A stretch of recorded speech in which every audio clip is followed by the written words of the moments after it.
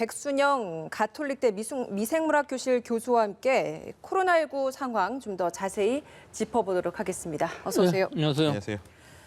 네, 오늘 새롭게 코로나19 신규 확진자 현황이 발표됐는데 그 수치가 굉장히 많이 증가했습니다. 지난 3월 말 이후에 지역 발생 수치로는 최다 수치입니다.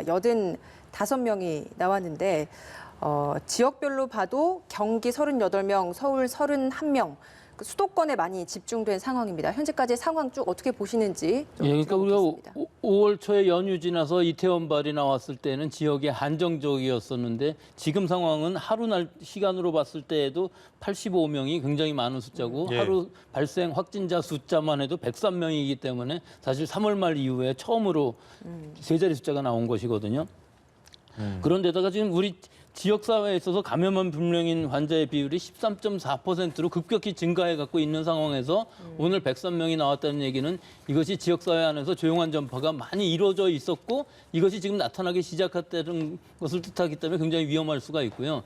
사실 내일 모레 좀 더 봐야 되겠지만 예. 오늘 상황으로 보면 굉장히 심각하고 이것이 또 서울 수도권에 있어서 상당히 많은 교회 또는 군대까지도 다 들어가 있고 시장, 롯데리아 같은 이런 음식점들 이 상황 자체가 불특정 다수가 너무 넓게끔 퍼져 있어서 이태원발일 경우에 이태원 한 지역보다도 훨씬 더 많은 사람들이 진단검사를 받아야 될 것 같고 실제로 고양 같은 경우에 고양시에 있어서는 무료 검사를 지금 실시하고 있거든요. 그러니까 무조건 진단검사를 받을 때 의심이 되면은 자기가 걱정이 되면은 무료로 진단검사를 받을 수 있게끔 자발적인 상황을 만들어 놨고요. 그 이외에도 지금 교회발이 또 심상치가 않습니다. 예. 여러 가지 고향에서부터 시작한 교회뿐만 아니라 서울에 있는 교회, 용인에 있는 교회들도 또 문제가 될 수가 있기 때문에 이런 부분 지금 아주 위중한 상황이라고 볼 수가 있겠습니다. 예, 그렇습니다. 전방위적으로 고리가 만들어지고 또 퍼지고 있는 상황이기 때문에 오늘 상황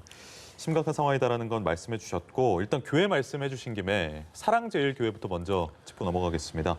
7일부터 13일까지 해당 교회를 방문하신 분들은 조사에 응해달라는 거 아니겠습니까? 근데 이게 조사에 응해달라는 부탁을 한다는 건 지금 교회를 누가 왔다 갔는지 그 명부가 없다는 얘기잖아요. 예, 지금 그렇게 얘기를 하고 있습니다. 명부 작성이 미비를 했고 또 실제 역학조사에 비협조적이기 때문에 이 신도들이 지금 내일 또 그 광화문에서 집회를 예. 한다고 그러지 않습니까? 예. 이분들이 상당히 좀 보수적이고 굉장히 그 비협조적인 부분들이 분명히 있어요. 아니, 근데 지금 거기다가 어저께 5명이었던 것이 지금 8명 늘어나서 13명이거든요. 근데 7일부터 13일이라는 얘기는 사실은 9일이 주일날이기 때문에 9일날 예배에서 감염된 사람도 있겠지만 그 이외에도 7일에서부터 13일 사이에 방문하셨던 분들 중에서도 또 나왔다는 얘기가 되기 때문에 이 보도상 확실하지는 않지만 이 한 일주일에 걸쳐서 감염이 일어난 것으로 보이고 이 감염이 상당히 넓게 퍼져 있다는 것을 뜻하는 것이기도 합니다. 그러니까 이게 9일날 만약에 예배를 봤으면 그 시기에 증상이 있어서 감염을 시킨 것이라면 그 전 앞뒤로 해서 한 2, 3일 정도를 넓게 봐서 저희가 역학조사를 해야 되기 때문에 그 차원에서 또 7일부터 13일이라는 기간을 뒀을 수도 있겠네요. 그렇죠. 일단 9일 날부터 증상이 있었다 그러면 그렇기는 한데요. 이게 예. 지금 확실치가 않아요. 어느 시기에 확진이 됐고 어느 초발 환자가 그러니까 감염원이 어딘지 모르는 건 분명하고 예. 이분들이 얼마나 그 감염력이 있었던 시기가 있었느냐라면 넓게 잡아서 7일부터로 잡은 것 같고 13일까지에 이 방문했던 동선이 겹치시는 분들은 전부 진단검사를 받아보는 게 좋겠다 하는 것이 사실 숫자가 예. 너무 빨리 늘어나고 있습니다. 5명이었던 것이 지금 13명까지 늘어났고요. 이 부분은 예. 지금 내일의 집회가 문제가 아니라 이 교회 자체가 상당히 많은 사람들이 신천지까지는 아니더라도 상당히 많은 사람들이 접촉을 했고 또 일상생활을 했기 때문에 지역사회 전파도 또 있을 수가 있어서 아주 심각한 문제일 수 있습니다. 예, 서울시 역시도 내일 있을 광복절 집회 취소 요청을 했다라고 했습니다. 참여 자제를 홍보하고 있다고 하는데 만약에 이런 것들을 적극적으로 따르지 않고 그리고 자율적으로 이 방역 노력을 해달라라는 그 당부에도 지켜지지 않는다라고 한다면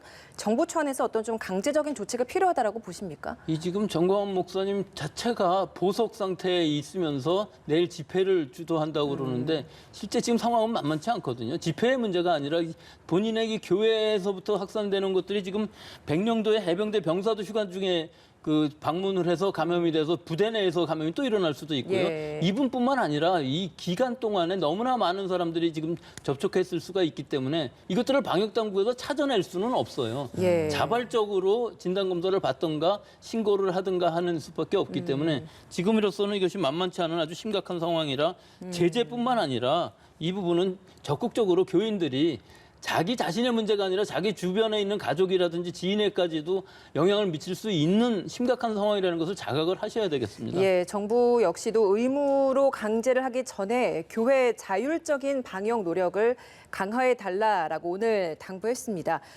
혹시 TV를 보고 계신 시청자분들 중에서 사랑제일교회를 7일부터 13일 사이에 방문한 분이 계시다면 적극적으로 검사를 해 주시기를 부탁드립니다.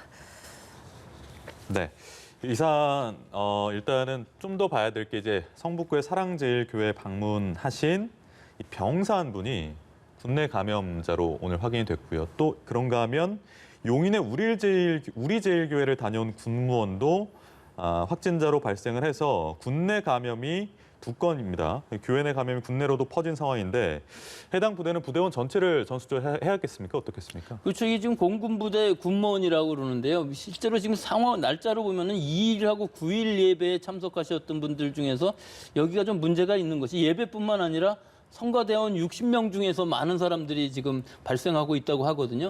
그 부분은 이제 용인에 있는 우리제일교회. 예, 지금 우리제일교회 예. 말씀하시니까 예. 우리제일교회에서 공군부대 군무원도 한 명이 감염이 되었고 또 이분이 감염이 되는 경로에 있어서 2일하고 9일 예배뿐만 아니라 이 성가대 60명 안에서도 많은 사람들이 지금 감염이 되어 있다고 하니까 이분들이 지금 성가대 연습하고 뭐 식사하고 하는 동안에 결국은 지금까지 계속 있었던 반복되는 이런 상황이거든요. 그래서 이 공군부대 군무원인 경우에 있어서 증상이 지금 현재는 없을 수 있지만 감염을 시켰을 수 있는 확률이 굉장히 높기 때문에 이 그러니까요. 군 부대 안에 전수조사가 필요할 것 같고요. 사실 근데 군 부대의 특성상 병사들은 밖으로 나오질 않아서 괜찮지만 군무원이든지 장교들은 출퇴근을 하기 때문에 이 부분에 있어서 동선도 지금 체크를 해서 방역 파악하기가 굉장히 어려울 수도 있을 것으로 보입니다. 예, 현재까지 군부대 내 확진자가 82명, 이 누적 확진자가 82명이고 이 중에 77명이 완치됐고 5명이 치료받고 있는 상황입니다. 군대 내에서의 이런 코로나19 방역 관리는 어떻게 진행되고 있는 겁니까? 지금 우리 군대에 입대하는 사람들의 전수조사를 하고 있거든요. 예. 장정들을. 그래서 엊그제도 한 명이 나왔는데 예. 실제로 그 이후에 확산되지는 않는 것이 일단 전수조사를 해서 그 10명씩 해서 풀링을 해서 검사를 하기 때문에 시간도 걸리고 이제 하루 이틀 정도는 다른 사람하고 접촉하지 않게끔 하는데도 같은 생활관에 있었던 사람들 전부 조사했더니 음성이었고 또 수백 명의 그 접촉이 가능했던 사람들까지 다 해서 큰 문제는 없었어요. 근데 실제 일반 부대 내에서의 감염이 되었을 때는 좀 다른 상황이거든요. 지금 이렇게 외부로부터 온 사람이 감염을 시켰을 경우에 있어서는 군부대의 특성상 굉장히 빨리 확산될 수가 있기 때문에 집단 생활을 하는 병사들이기 때문에요. 이런 부분에 있어서는 지금 굉장히 철저하게 이 조사를 하고 접촉자를 찾아내고 빨리 선제적으로 검사를 하고 방역을 해야만 되겠습니다. 예. 그러면 제가 또 궁금한 것은 이게 사실 훈련병 입소를 하고 나서 다음 날에 확진 검사를 받았다고 해요. 하루는 생활관 같이 쓰는 15명하고 같이 묵었다는 얘기입니다.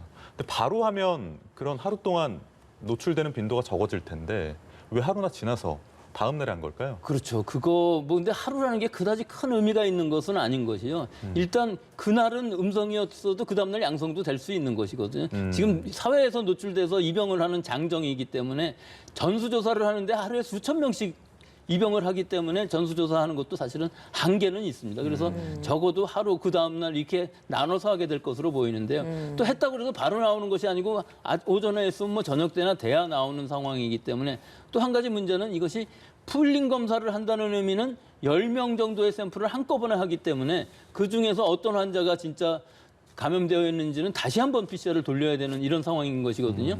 그래서 일단은 하루 동안은 여러 사람이 접촉하지 않게끔 훈련을 시키지 않고 같은 생활관에 머물게 하기 때문에 지금 상황에서는 10몇 명 정도가 접촉자고 실제 검사를 진단 검사를 해봤더니 전부 음성이었다고 하니까 문제는 없는 것으로는 보입니다. 예. 짚어봐야 될 대목이 큰 틀에서는 저희가 수도권에 있는 교회 중심의 확진자가 많다라는 걸 알 수 있었는데 취재 기자를 통해서 들은 바로는 서울에 있는 동대문 패션타운에 있는 통일상가에서의 부부가 추가로 확진됐다는 소식도 있었고요.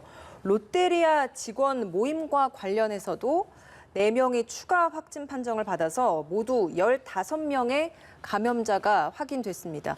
패스트푸드점에서의 이 확진 사례 좀 주목해 보고 싶은데 어떻습니까? 글쎄요. 근데 지금 보도에 이 정보가 제한적이긴 한데요. 19명이 실제로 회식에서 식사를 했는데 예. 그중에 11명이 감염이 되었었는데 4명이 더 추가가 되었거든요. 그럼 결국 19명 중에서 15명이 감염되었다는 것이니까 굉장히 전파율이 높았다는 것을 알 수가 있는데 실제로 접촉했었던 같은 직원이라든지 혹은 손님으로 오셨던 분이라든지 하는 경우는 아직까지는 없어서 다행이긴 한데 아마 이분들이 일상생활을 했었기 때문에 또 출근을 했었기 때문에 6일부터 12일 사이에 출근들을 했었기 때문에 그 같이 일했던 동료들은 상당히 밀접한 접촉이 분명히 있었을 것으로 보이거든요. 예.